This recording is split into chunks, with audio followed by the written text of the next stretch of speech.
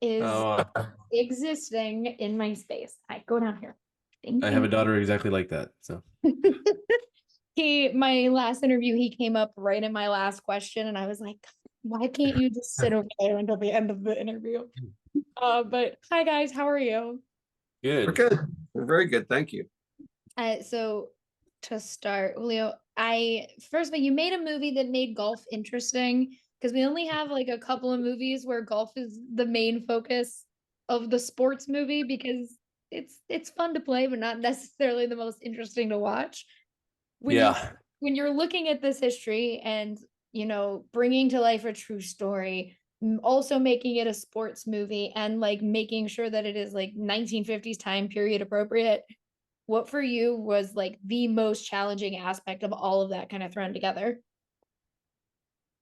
Well, I think first of all, I don't really play golf or know anything about golf. Brett, and Dennis were the ones who had to tell me what to do whenever we were on the golf course. So I didn't really care about the golf that much. I cared about it in as I cared about it as a metaphor for what these guys were going through. As part of it was the exclusivity of the country club is a powerful symbol, but also the etiquette and the boys learning how to be young men and how to respect the game and how they're supposed to behave was a good metaphor for what every immigrant has to figure out at some point, how to assimilate, how to integrate into a culture that you're unfamiliar with. These are all things that we have to manage.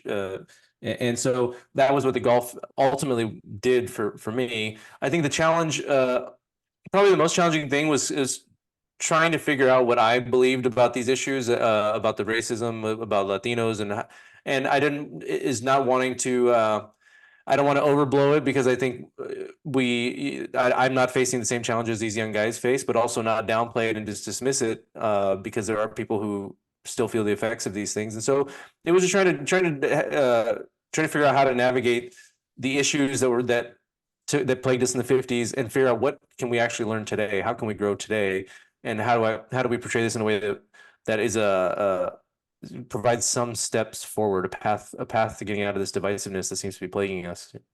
Yeah, and Brett, you have quite a few sports movies on your filmography, and Yeah, I did.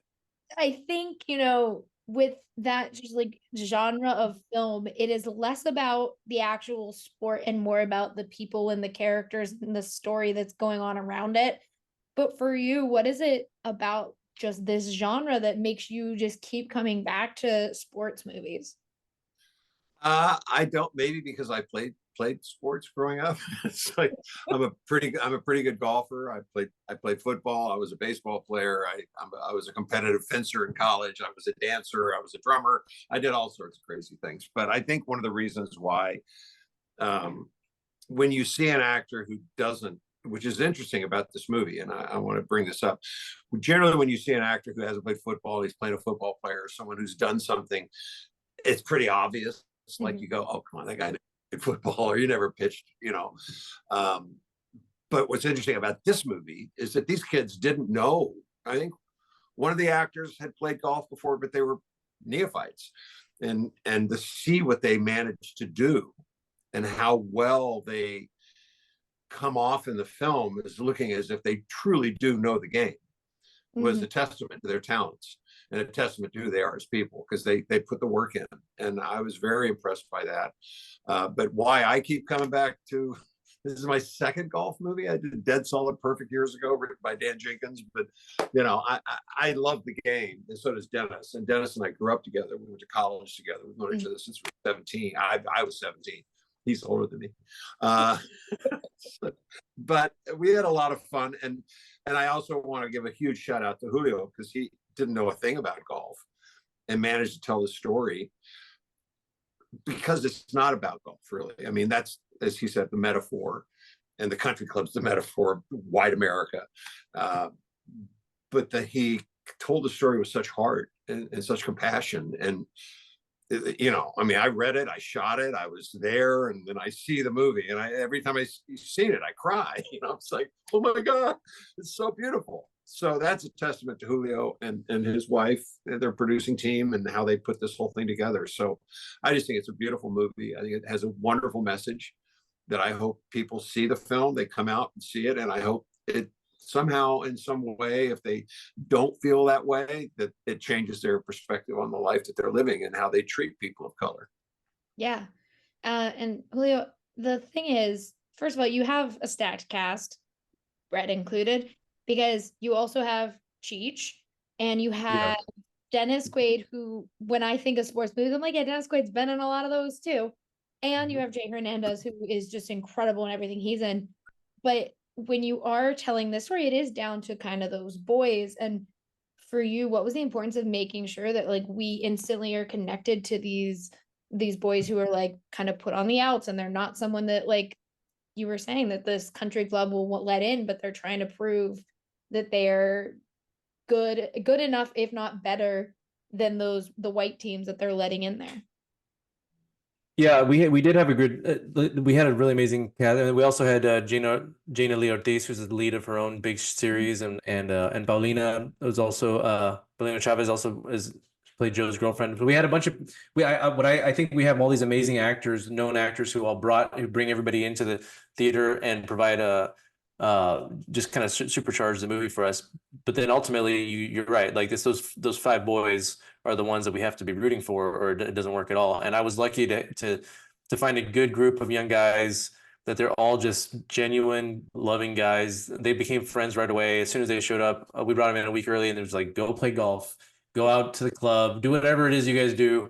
And you know, they'd be walking into I'd find them walking into the hotel, and it looked like a Latino boy band or something together, all coming in late at night, and they were just having a good time. And I think that was important. That's what came across, because you know, and same thing, but like Brett and Dennis were good friends, and you could just feel there was a rapport there. Richard Robichaux is a local Austin actor who's amazing, and he plays the country club manager guy, and he just had so much heart for the film. And so you can actually I think you can feel that there's like love that came across on screen, even between characters who are antagonistic towards each other. So that's something that I can't manufacture. It just has, the actors had to do that for me.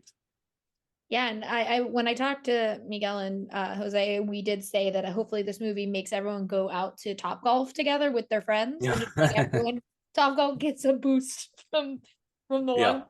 But for both of you, one of my favorite things to ask about movies that are like real stories that we as an audience maybe don't know that much about is, was there anything through the rehearsal or the research process or reading the book or anything like that that you guys learned that you were kind of shocked by that you didn't know beforehand?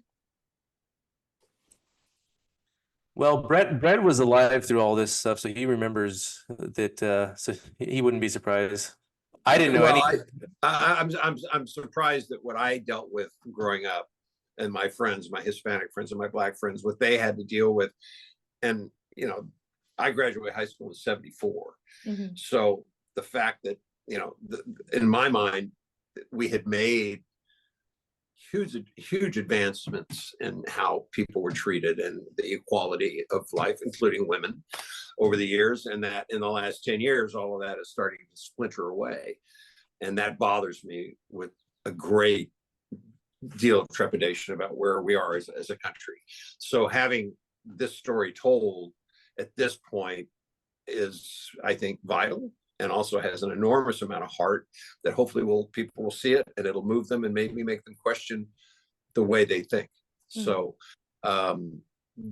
that to me is like, you know, I said earlier, I said, you know, I worked on the film, I read the script, you know, I didn't read the book for a particular reason. I wanted to go off the pages that I had, not because there's a difference from the book.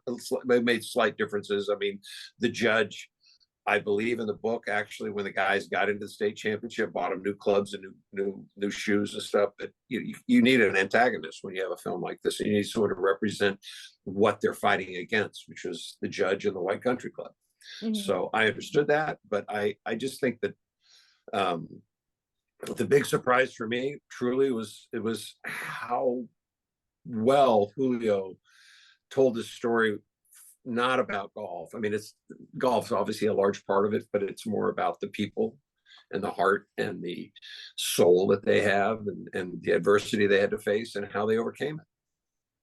Yeah. And Cheech, and he said this earlier, Cheech represents an older generation of Hispanics then there's Jay's character, and then there's the boys, and that's 3 generations dealing with different things, and the knowledge of what Cheech brings to the plate is enormous and beautiful. And I'm totally in. I'm 100% in. Just put it that way.